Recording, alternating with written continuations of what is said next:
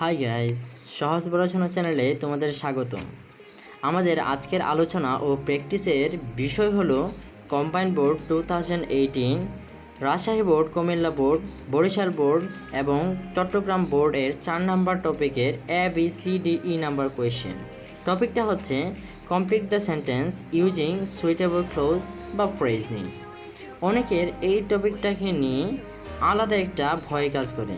So আজকে এসেছি এই ভয়টাকে জয় করতে। ভিডিওটা শেষ পর্যন্ত দেখতে থাকো, 1 মিনিটও মিস করো না। কথা দিলাম তোমাদের সামান্য হলেও উপকার হবে। তাহলে চলো আজের বেচাল বাদ দিয়ে শুরু করা যায়। তার আগে তুমি এই চ্যানেলের নতুন দর্শক হয়ে থাকলে এখনই সাবস্ক্রাইব করে বেল আইকন বাজিয়ে দাও। So let's start. A number কোয়েশ্চেনটা হলো, John is fond of reading whenever he goes to the book fair. Dot mark দেওয়া আছে, সো আমরা ডট মার্কে সুইটেবল ক্লোজ বা ফ্রেজ বসাবো। এখন কথা হলো আমরা তাহলে কোনটা বসাবো? ফ্রেজের বাংলা প্রতিশব্দ হচ্ছে প্রবাদ। প্রবাদ কি সেটা আমরা সবাই জানি, এই নিয়ে নতুন করে বলার কিছুই নাই।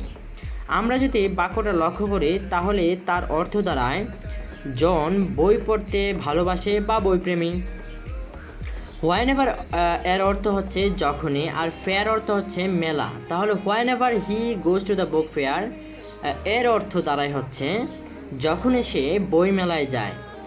তারপর নিজের মনের মতো করে সুইটেবল ক্লোজ বা ফ্রেজ বসাতে বলেছে। তোমরা সেন্টেন্স দেখেই বুঝে গিয়েছো এইখানে অর্থের সাথে প্রবাদ বাক্যের কোনো মিল নাই। সো সোজা কথা প্রবাদ কথা হবে না বা প্রবাদ বাক্য হবে না। এখন আমাদের কাজ মনের মতো করে সুইটেবল ক্লোজ বসানো। তার আগে আমরা কি বসাবো এই কথাগুলো বাংলায় সাজিয়ে নেই, তারপর সুইটেবল ক্লোজ বসাই। আচ্ছা, তাহলে চিন্তা করি কি বসাতে পারি। আমরা বসাতে পারি সে যখন বই মেলায় যায় তখন প্রচুর বই কিনে, বা বই কিনতে চায়, বা সে বিভিন্ন ধরনের বই কিনে। এখন চলো এই কথাগুলো ইংরেজিতে ট্রান্সলেট করে ফেলি। ধরে নিলাম আমরা ট্রান্সলেট করব, সে যখন বই মেলায় যায় তখন প্রচুর বই কিনে। যখনই সে বই মেলায় যায় এইটার ইংরেজিতে ট্রান্সলেট দেয়া আছে whenever he goes to the book fair। এখন সে প্রচুর বই কিনে, এইটার ইংলিশ ট্রান্সলেট কি হবে? হি বাইজ লটস অফ বুক। সো পুরোটা দাঁড়ায় whenever he goes to the book fair he buys lots of book। তাছাড়া তোমরা স্ট্যান্ডার্ড যে কোনো কিছু বসাতে পারো। এখন অনেকে ভাবতেছে এইভাবে না করে whenever একটা রুল হলে কতই না ভালো হতো। এই ব্যাপারে জানিয়ে রাখি, whenever স্পেসিফিক কোনো রুলসই নাই। এই ক্ষেত্রে তোমাকে নিজের মেধা মনন কাজে লাগিয়ে করতে হবে। এবার আসা যাক বি নাম্বার পয়েন্টে। বি নাম্বার কোয়েশ্চেনটা হলো, smoking is detrimental to health, it is high time you. এখানে ডট মার্ক দেওয়া আছে, এই ডট মার্কে আমরা সুইটেবল ক্লোজ বসাবো। উপরের বাক্যটির অর্থ হচ্ছে ধূমপান স্বাস্থ্যের পক্ষে ক্ষতিকর। Smoking is detrimental to health, এখানে ডিট্রিমেন্টাল অর্থ হচ্ছে ক্ষতিকর। ইট ইজ হাই টাইমের অর্থ এইটাই উপযুক্ত সময়। তাহলে প্রশ্ন, ইট ইজ হাই টাইমের পরে কি বসবে?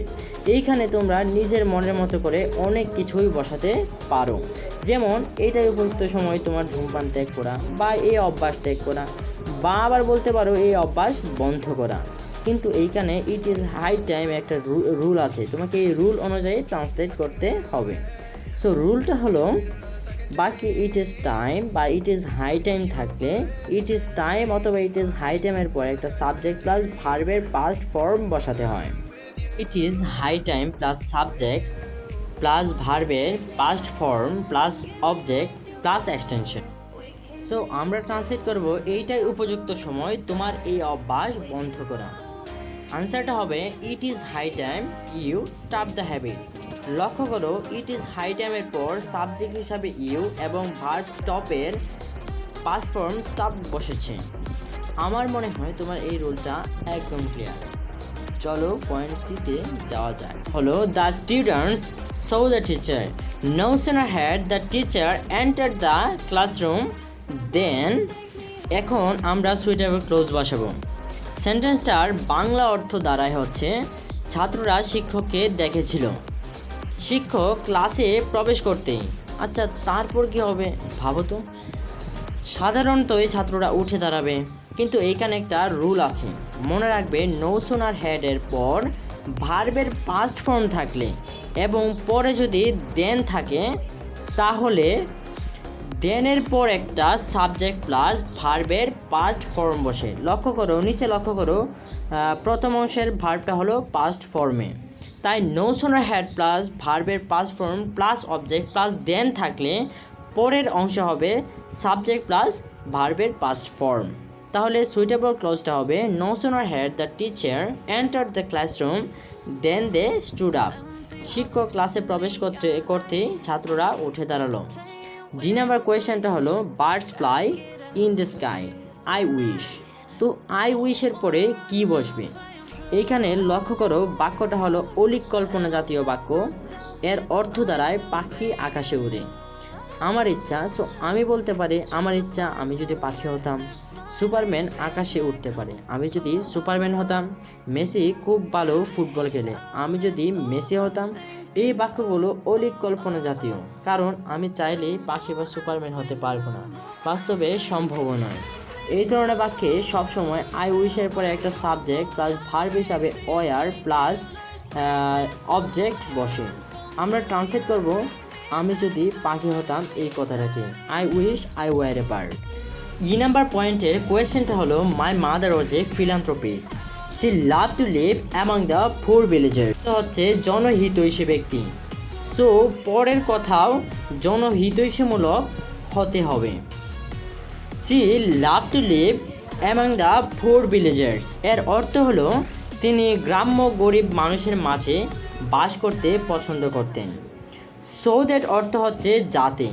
এরপরে আমরা অনেক কিছুই ব্যবহার করতে পারি, যেমন যাতে সে গরিবদের সাহায্য করতে পারে বা যাতে তাদের কষ্ট লাঘব করতে পারে।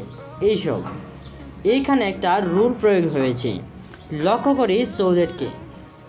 এইখানে সো দ্যাট এর আগের অংশ হচ্ছে she love to live among the poor villagers. এখানে সাবজেক্ট হলো শি, ভার্ব হিসাবে পাস্ট ফর্ম লাভড বসেছে এবং বাকি অংশ বসেছে। নিয়মটা হচ্ছে সো দ্যাটের আগে যদি সাবজেক্ট প্লাস ভার্বের পাস্ট ফর্ম বসে, তাহলে সো দ্যাটের পরের অংশে একটা সাবজেক্ট প্লাস কুড প্লাস ভার্বের প্রেজেন্ট ফর্ম বসাতে হবে। সো পুরো রুলটা দাঁড়ায় হচ্ছে প্রথম অংশে সাবজেক্ট প্লাস ভার্বের past form plus object plus so that থাকলে পরের অংশে সাবজেক্ট প্লাস ভার্বের প্রেজেন্ট ফর্ম প্লাস অবজেক্ট বসবে। সো চলো কোয়েশ্চেনটার আনসার করে ফেলি। তিনি দরিদ্র গ্রামবাসীদের মধ্যে থাকতে পছন্দ করতেন, যাতে হচ্ছে তিনি তাদের সাহায্য করতে পারেন। সো আনসারটা হবে she love to live among the poor villagers so that she could help them. ঠিক আছে, নিচে লক্ষ্য করো, সো দ্যাট এর পরে সাবজেক্ট প্লাস কুড প্লাস ভার্বের প্রেজেন্ট ফর্ম প্লাস অবজেক্ট বসেছে। ভিডিওটা ভালো লাগলে একটা লাইক করো, ভিডিও কেমন হলো কমেন্টে মতামত জানাও। আজ এই পর্যন্তই, দেখা হবে নতুন কোনো ভিডিওতে। Bye bye.